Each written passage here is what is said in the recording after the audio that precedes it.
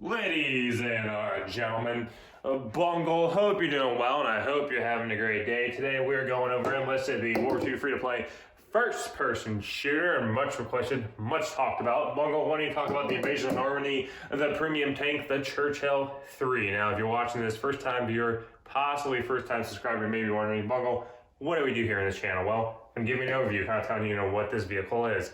Next, talking about its performance. Is it good or is it bad? And lastly, is it worth it? So without further ado, let's begin. So start off with your review. All right, this is a heavy tank. In Enlisted, there are different types of tank classes. You have your light tanks, you have your medium tanks, you have your sort of heavy tanks, and you have your tank destroyers. So what does a heavy tank do? Well, it's kind of very slow and cumbersome on the battlefield, but it has armor granting you that survivability from whether it be demo packs, whether it be other enemy tanks engaging you, bombs, etc. It provides more protection for you at the cost of speed and maneuverability. Now moving down for its performance. All right, so what does the Churchill III bring to the table? Well, it has a 57mm quick firing gun. This will shred Pumas and Panzer IIIs. Now when you hit Panzer IVs and you hit up to the Panther you cannot penetrate. So if you're trying to engage a Panther, you are SOL. A Panzer IV, you can penetrate it frontally, you just have to aim for some weak points, but you will not be able to kind of out-trade it when it compares to it shooting at you, right? It'll be able to penetrate you, cause you a lot of damage and stuff like that. So Panzer IVs and Panthers are definitely like counters to this tank. If you face those on the battlefield, like I did in my first match of taking this out, you're not going to have a good time. If you're playing against Pumas and Panzer IIIs, yes, you will do well, you will perform well, and you won't really have that much of an issue. So really, it comes down to the games you get, as well as the skills and the composition of the German team. Now, like I said, it's very slow too as a cumbersome tank, right? So moving forward, it's not that bad, but when you're reversing, it's like a Panther, so it's very, very slow. So if you get yourself in situations where you need to get out of there quickly, the best way is to move forward and just get out of dodge.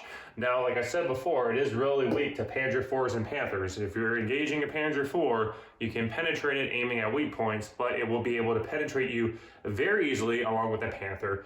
And I know there's some comments out there saying, well, Bungle, you should angle your tank and everything like that. My counter argument is with the 57mm gun on this tank, you are unable to penetrate a Panther. So in that situation, if a Panther, which let's be honest, if there is a Panther out on the battlefield, usually it is a very skilled player that's managed to grind that far in the campaign, so they know what they're doing. So as a result, you're pretty much in the crosshairs of a very experienced player, and you're pretty much SOL if they're just honed in on you. So pretty much if you get engaged by a Panther, you will die. Panzer IV depends on the user. If it's a really skilled German player, you will most likely get taken out. So Panzer IV and Panthers are the ones you're going to have to be worried about when you're facing them. Lastly, do I recommend it? Is it worth it? Is it worth picking up? My personal opinion is that there are better tanks, better stuff out there right now. If you really like the Churchill and its kind of history and all that, sure, pick it up. If you're trying to get the best for your wallet, for your money, for your investment and your time, I would recommend first probably going with the Jumbo.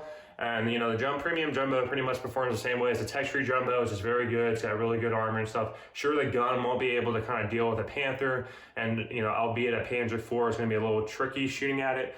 But generally speaking, the Jumbo has great survivability, performs very well against infantry and other tanks and stuff like that. And the Firefly too is a good option as well, just because the Firefly has a gun that can deal with the Panther, and it can also go and deal with any other threats. Sure, the armor isn't as great as a Jumbo, but in comparing it to, let's say, the Churchill III, where the Churchill just does not have a good gun, and the way the gun performs in a Churchill III too against infantry and everything like that, it's a hit or miss when it comes to HE splash radius, which with the Jumbo and the Firefly, they have a bigger HE splash radius and they can kind of do a chain effect with taking out enemies. So that's my 2 cents. Churchill III, honestly, I do not recommend it. Unless you really, really like the Churchill III, consider picking it up, but honestly, it's a very low performing tank. In my opinion, compared to all the premiums that are out for the US for the vehicles, this is right above the Chaffee. The Chaffee's at the bottom. Don't recommend the Chaffee at all anymore. This is right there as like third place. Second place, I would probably put the Jumbo in first place, in my opinion, would be the Firefly, just because the Firefly trades armor for having a better gun to go and deal with Panthers and stuff like that. Well, other than that, reach this point in the video, new viewer, possibly new subscriber. Well, I hope today is the day that I earn your subscription. Having you sub and mash that like button does help me with the YouTube algorithm. Returning sub, returning viewer. Let's be honest, none of you watch my videos. Hashtag Churchill III. Are you going to pick this tank up? Do you think this tank's going to be meta, or help anyone grind? Hopefully I kind of saved you money, but we'll see. Other than that, I hope you all have a great day. Take care.